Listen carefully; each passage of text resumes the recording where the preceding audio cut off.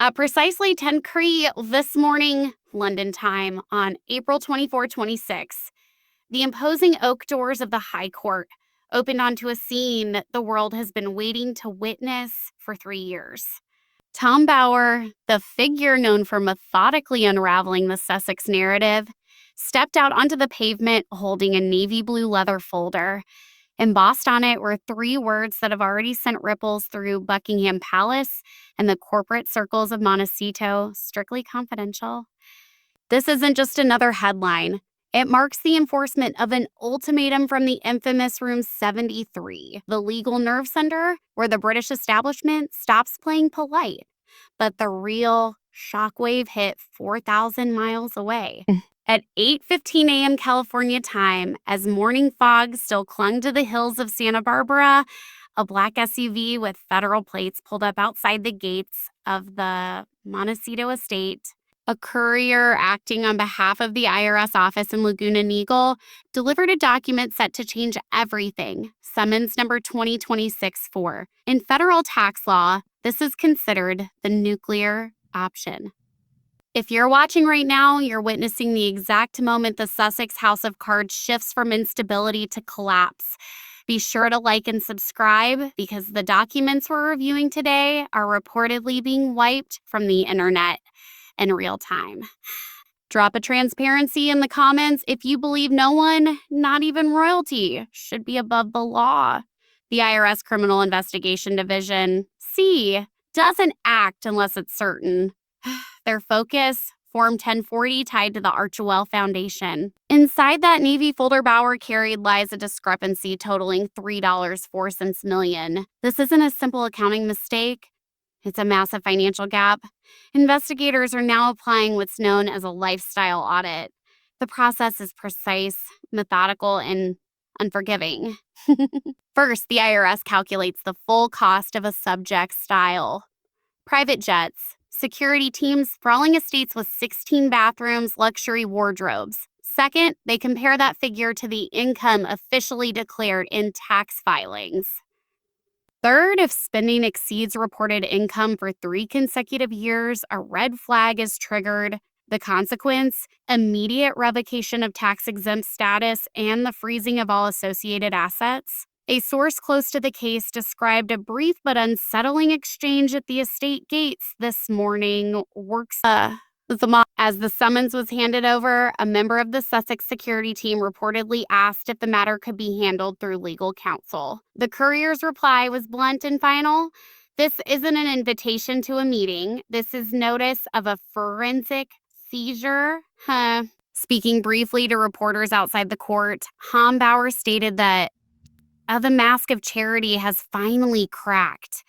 He added that the inheritance from Princess Diana has been depleted, and the global lifestyle projected publicly is no longer reflected in their financial records. According to him, the IRS isn't asking questions anymore. It's counting every dollar. For those watching, this is no longer about royal intrigue. It's about legal accountability. A brand built on unstable ground is now facing scrutiny at the highest level. We followed Archewell filings for years, and the numbers have never aligned. But with the IRS Criminal Investigation Division now involved, this has moved far beyond a civil matter. It has escalated into a criminal inquiry examining the flow of millions meant for charitable impact. Funds that appear instead have sustained a luxury lifestyle that even Netflix and Spotify are no longer willing to finance. What happened this morning in London and at the Montecito gates wasn't coincidence. It was coordinated. The message from Room 73 is unmistakable. Produce the receipts or lose everything. The era of the private royal is ending, replaced by the reality of a federal defendant. Stay with us as we examine the contents of that navy blue folder and uncover the high-profile donors now scrambling to distance themselves before the IRS comes knocking on their doors. Don't look away. This story is unfolding in real time, and we're mapping every detail. Hit subscribe and turn on notifications so you won't want to miss what comes next. To truly grasp the significance of the summons delivered this morning in Montecito, we need to rewind and trace the path that led here. This wasn't a chain of random missteps, it was a slow engineered collapse. When you connect the events of the past decade, a striking pattern appears. Each calculated move by the Sussexes gradually became a step toward their own downfall. The origins of this unraveling can be traced back to July 2016 at Soho House in London. For years, the public was told a story of chance, a blind date, a coincidence, but Tom Bower's investigation suggests otherwise. Marcus Anderson, a key insider at Soho House, didn't simply arrange an introduction. He didn't just arrange a meeting. He constructed an entire psychological setting. While Prince Harry believed he was stepping into a romantic fairy tale, the Mediterranean files suggest he was entering a carefully staged production. The immediate result was a prince increasingly distanced from his institution, influenced by someone deeply experienced in navigating elite circles of power and influence. That strategy held until the silence was broken. In January 2023, the release of the memoir Spare was meant to be a worldwide success. Instead, it became something closer to illegal self-incrimination. By narrating the audiobook himself, Harry did more than recount his life.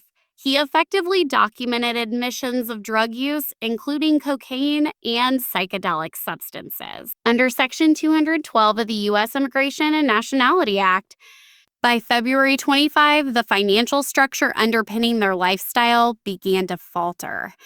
Netflix, once the cornerstone of their American ventures with a reported $100 million deal, chose not to renew. The industry's judgment was clear. The Sussexes had exhausted their marketable narrative. Their content lost traction, brand ventures struggled, and the cost of maintaining their public image continued to rise. With that revenue stream gone, the Archewell Foundation became increasingly exposed, leading directly to the $3 billion discrepancy now highlighted in IRS filings. The situation reached a peak in January 2026 during their troubled Sydney, Australia tour. Attempting to promote high-end wellness retreats priced above $2,600 Australian dollars, they encountered a public no longer receptive to the brand. Approval ratings across the Commonwealth dropped sharply to around 12%. At that point, they were no longer perceived as royalty, but as commercial figures whose value had significantly declined. That brings us to the present April 28, 26.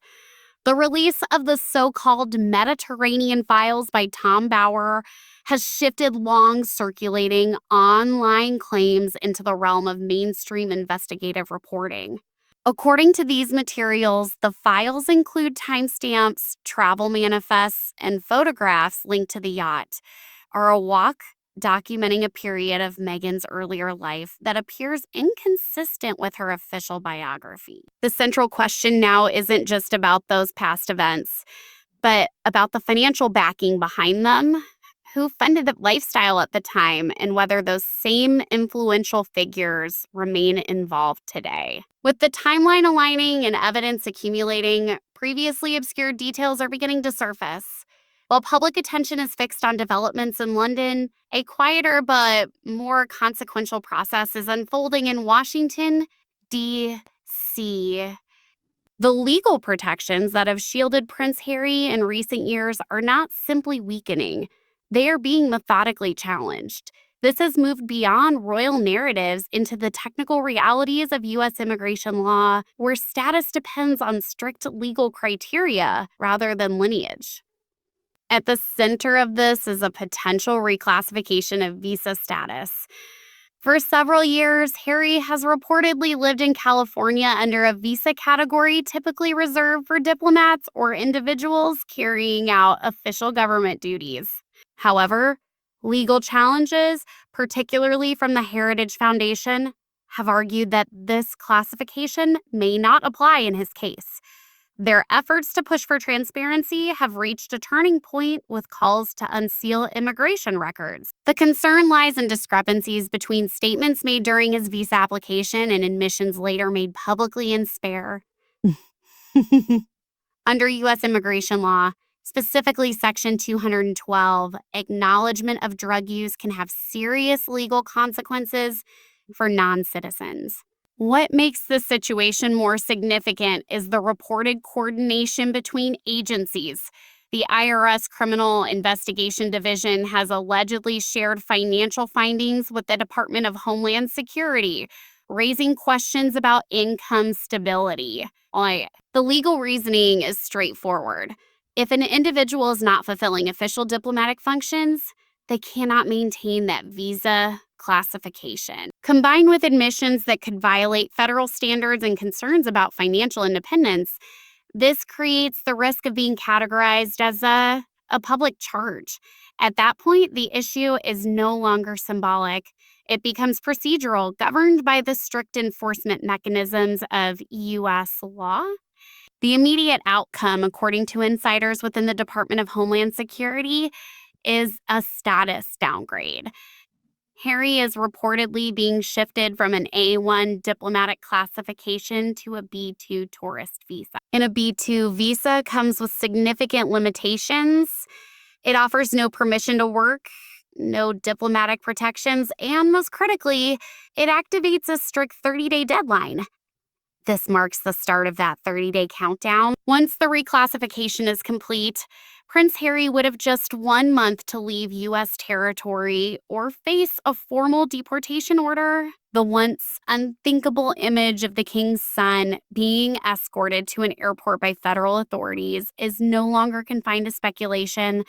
It is now being treated as a procedural possibility in high-level discussions. While that clock is reportedly ticking for Harry, Meghan Markle is said to be making urgent moves of her own. At approximately 11:45 a.m. yesterday, witnesses at the Santa Barbara County Registrar's Office claimed to see a strong security presence accompanying the Duchess as she attempted to process an emergency passport renewal. The most unsettling detail is this. She was reportedly attempting to reconfirm her birth date as August 4th, 1981. However, the Mediterranean files recently surfaced by Tom Bauer have introduced a serious conflict within federal records. If those documents containing historical school data and travel logs ultimately indicate that her true birth year is 1975, then every federal form she has completed over the past decade, including her marriage license and passport applications, could come under scrutiny for potential falsification. Altering a birth date on federal documentation isn't a minor per issue. It carries serious legal implications, as Harry allegedly faces a narrowing window regarding his residency status. Meghan is confronting a system that may no longer accept her version of events. The protective barrier of the Montecito estate appears to be weakening, and authorities are now demanding something far more concrete than public narratives: verifiable truth. The scope of the investigation has reportedly expanded beyond financial audits into a far more complex arena: the Mediterranean Trail. With the unsealing of Tom Bauer's files, details are emerging that were long kept out of public view. What once seemed like a personal backstory is now being reframed as something with broader implications. At the center of these revelations is a luxury yacht known as the Arawak. Travel records and photographs from the summer of 2014 placed Meghan Markle aboard the vessel while it was docked in Amalfi. Yet the concern raised in London isn't about the location.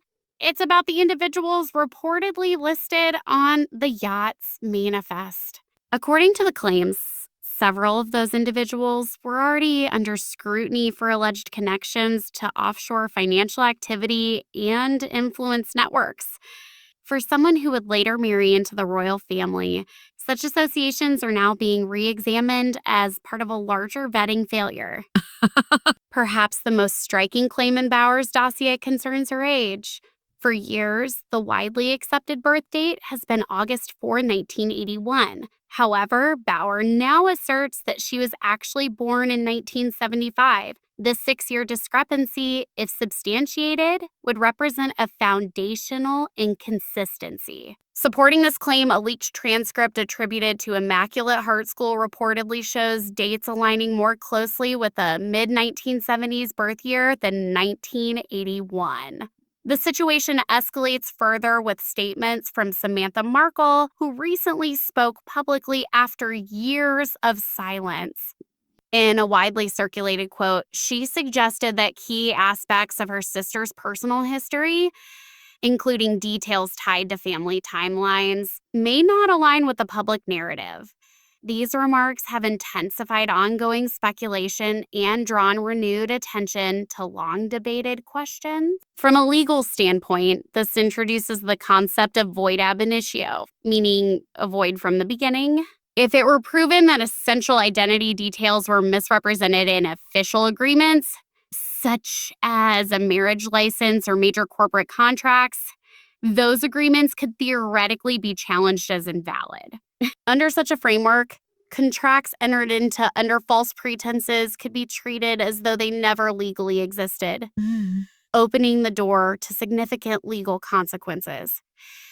This would extend beyond contracts to broader constitutional questions. If foundational identity claims were proven inaccurate, it could prompt scrutiny of related legal statuses, including titles and succession considerations, areas governed by strict legal and constitutional standards. As April 28 draws to a close, the issue is no longer whether more information will emerge, but how deeply these claims may reshape the established narrative.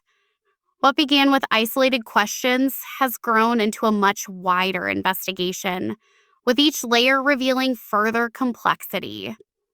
The AROEC may only be the starting point of a much larger inquiry. Meanwhile, as legal pressures intensify in California, a symbolic shift has taken place in the United Kingdom. At precisely 11 this morning, a carefully staged appearance at Buckingham Palace signaled a new direction for the monarchy. Standing prominently were Prince William and Catherine, Princess of Wales, joined by Prince Edward and Sophie, Duchess of Edinburgh. This arrangement, already dubbed by some as a new Fab Four, projected a clear image of continuity, stability, and cohesion. The message was subtle but unmistakable. The institution remained steady, adaptable, and focused on its future. For many observers, the moment carried a sense of resolution, a visual statement that, regardless of external turmoil, the monarchy continues to move forward. The turmoil that surrounded the palace for the past 7 years has now given way to a calm, disciplined sense of purpose. Yet, what has sent the strongest shockwaves through global media isn't what was present, but what and who was absent. Sources within the Lord Chamberlain's office have confirmed that the guest list for the upcoming major anniversary celebrations has been finalized. For the first time, Harry and Meghan's names have been entirely excluded. This isn't a matter of uncertainty about attendance. They have effectively been removed from the official record of the occasion. Behind this public exclusion, there is said to be a calculated legal approach led by Prince William. Within the private offices of the Duchy of Cornwall, a document known as letters patent has reportedly been prepared and secured. To grasp its significance, it's important to understand that letters patent represent one of the monarch's most powerful legal tools used to establish, modify, revoke titles, and succession rights. According to insiders, the draft tied to William outlines sweeping changes. It doesn't merely propose removing the Duke of Sussex title, it mandates it. It also reportedly calls for the permanent removal of His Royal Highness style and, most controversially, the exclusion of Harry's direct line from the order of succession. This would represent one of the most decisive constitutional actions possible, a complete and irreversible separation, while the decree is said to be intended for activation upon William's eventual accession. Its very existence serves as a clear signal. The message reaching Montecito is not subtle. It's final. Signs of that isolation are already becoming apparent. Palace insiders describe a tense situation behind the scenes. Within the past 24 hours, Prince Harry is said to have made numerous attempts, reportedly 14 calls to reach King Charles. None connected. Each was redirected to the private secretary's office. The implication is clear: communication channels have effectively been closed. For many observers, this moment brings a sense of resolution. Catherine, having spent years navigating public tensions, appeared on the palace balcony as a figure of composure and patience. Rather than confrontation, her position reflects endurance, allowing time and circumstance to reshape the narrative. The so-called a new Fab Four now symbolizes a monarchy focused on continuity rather than conflict. As crowds gathered in London, projecting support and stability, the contrast with the silence in Montecito could not be more stark. The separation isn't looming. It is already standing at this turning point on April 28, 26. The available information and legal developments suggest three possible outcomes. The idea of a reconciliatory ending appears increasingly unlikely, leaving a set of difficult scenarios ahead. The first possibility, estimated around 40%, is a divorce battle. In this scenario, Meghan Markle could determine that the Royal Association has shifted from an asset to a liability. Under pressure from financial and legal challenges, she might pursue separation, seek custody arrangements, and release a final, highly publicized memoir. The objective wouldn't necessarily be narrative clarity, but financial survival, an effort to address mounting obligations, including the reported tax discrepancies.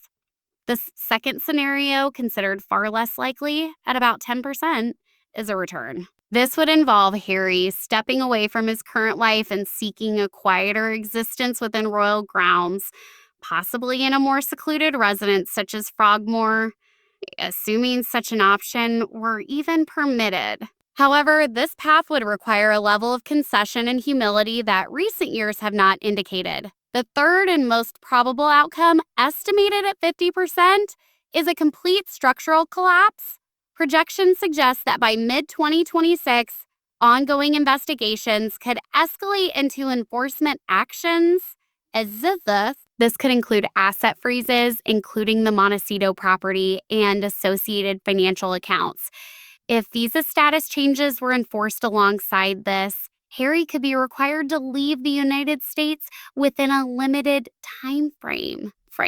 At the same time, legislative discussions in Washington could introduce restrictions on the commercial use of foreign titles within the U.S., further limiting branding opportunities. The underlying driver behind this projected outcome is straightforward: financial sustainability. Current indicators suggest that the Sussex brand may be approaching a point where its commercial viability is severely diminished.